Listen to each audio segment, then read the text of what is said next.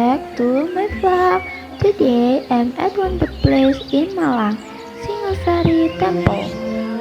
This ancient temple keeps stories about our ancestry, culture, and find from cultural.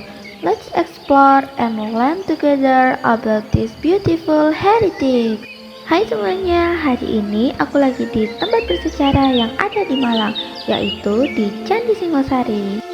Di sini aku mau ngajak kalian belajar bareng tentang sejarah dan juga nilai-nilai kebudayaan yang ada di Candi Singosari. Candi Singosari adalah peninggalan bersejarah dari Kerajaan Singosari yang berdiri sekitar abad ke-13 Masehi. Candi ini dibangun untuk menghormati Raja Kartanegara, Raja terakhir Singosari yang dikenal bijaksana dan berpandangan jauh ke depan.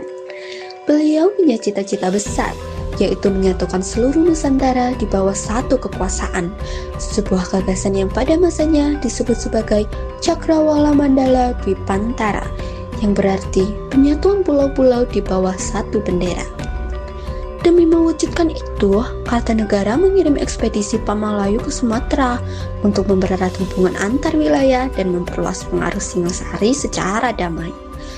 Sayangnya, sebelum cita-cita itu terwujud sepenuhnya, beliau wafat akibat pemberontakan Jayakatwang. Tapi, gagasan besar itu tak berhenti di situ, justru diteruskan oleh penerusnya, yaitu Kerajaan Majapahit. Di masa Patih Gajah Mada, muncul sumpah yang sangat terkenal, yaitu Sumpah Palapa, di mana Gajah Mada bersumpah tidak akan menikmati palapa atau kenikmatan dunia sebelum seluruh Nusantara bersatu di bawah Majapahit. Lamun huwus kalah Nusantara, esun amukti palapo. Lamun kalah ring gurun, ring seran, Tanjung Pura, ring Haru, ring Pahang, Dompo, ring Bali, Sunda, Palembang, Tumasik, samana esun amukti palapo. Nah, dari sini kita tahu masyarakat zaman dahulu sudah mengenal nilai-nilai spiritual, kebangsaan, dan rasa hormat kepada pemimpin. Arsitektur Candi Singosari memiliki keunikan yang mencerminkan kemegahan dan kebijakan di masa lampau. Terbuat dari batu andesit yang kokoh, candi ini memadukan gaya Hindu dan Buddha, menciptakan harmoni antara dua keyakinan besar pada masa itu. Struktur candinya terbagi menjadi 3 bagian utama, yaitu kaki, badan, dan atap, yang masing-masing melambangkan Burloka, Buarloka, dan Swarloka. Jika diperhatikan lebih dalam, setiap ukiran di dindingnya bukan sekedar hiasan, tetapi menyimpan makna spiritual dan simbol kehidupan. Dari situ terlihat bagaimana masyarakat kala itu hidup dengan rasa hormat pada alam, dewa, dan nilai-nilai kebajikan. Secara kebudayaan, ini termasuk kebudayaan material, yaitu peninggalan yang bisa kita lihat secara nyata. Tapi ada juga kebudayaan material seperti tradisi, doa, dan filosofi hidup yang masih diwariskan sampai sekarang. Nah, sekarang kalian tahu nggak nih, Candi Singosari sangat berpengaruh besar bagi masyarakat sekitar loh.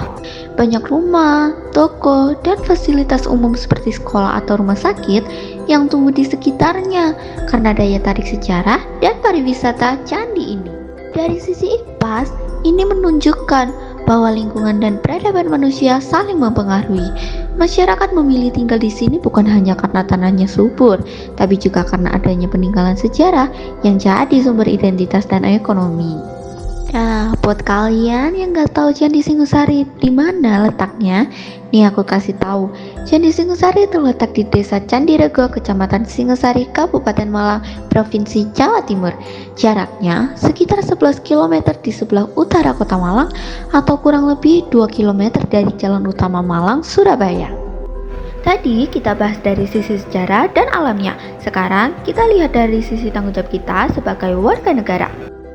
Karena peninggalan sejarah itu bukan cuma milik masa lalu, tapi juga tanggung jawab kita di masa sekarang.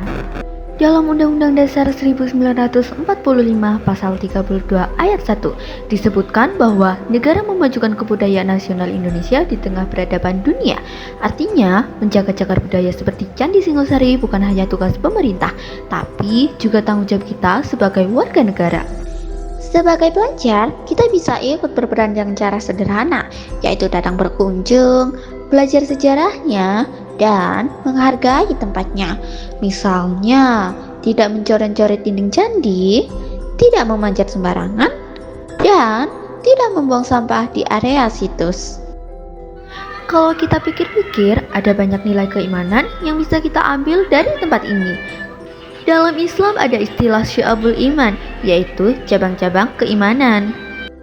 Salah satunya adalah menjaga amanah dan menghargai ciptaan Allah, termasuk ciptaan berupa manusia yang baik. Candi iki dudu mung tumpukan watu lawas, nanging pertanda yen kebudayaan lan iman tau sumrapah ing tanah iki. Leluhur kita ninggalke donga, karya, lan piwulang kanggo anak putuni. Mugi kita kabeh saged njaga warisan punika, ora mengkagem dipuji, nanging kagem sinau lan didadekake tuntunan urip. Matur nuwun wis melu bareng aku dina iki. And see you next time.